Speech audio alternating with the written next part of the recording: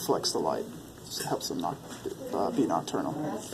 So this area, you'll see this kind of white stuff right here that kind of got cut. Mm-hmm. That is the deepest part of the eye. That's actually the retina. So you can see how it's really delicate. I'm just kind of moving it around, tearing it and ripping it. What keeps the retina in place is all that spilled out, that vitreous humor. So that jelly, that pressure, holds this glued to the choroid so it doesn't move. Now as I'm moving it, you see how it's attached right there? Yeah. That is your blind spot. That's your optic disc right here. Oh. Where the retina is attached. Okay. So then on the very back part right here, which it's kind of flattened. You really can't see that little nugget right there. That's the optic nerve. We just did a good job cutting it. But we cut out some of this fat, you can see it better.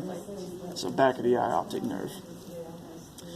So if we remove the retina, we get rid of all that stuff. The tapetum lucidum is basically on top of the black layer, which is the choroid, the vascular layer. So that's where all the blood flow is. So they're kind of the same thing. They kind of just overlap each other in the cow eye. What did I not cover?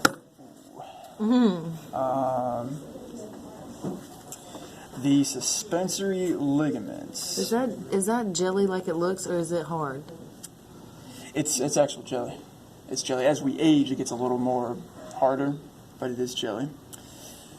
The suspensory ligaments, you'll see this kind of like plastic around the lens.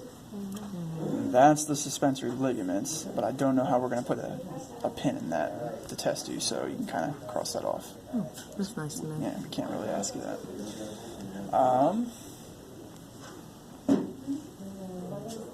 And then just make sure so that the fluid inside of the anterior part, anterior, the fluid that's found in the cornea that most of it oozed out, that would be the aqueous humor.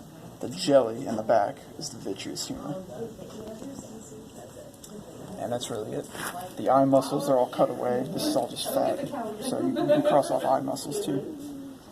So eye muscle, suspensory ligament won't be on there.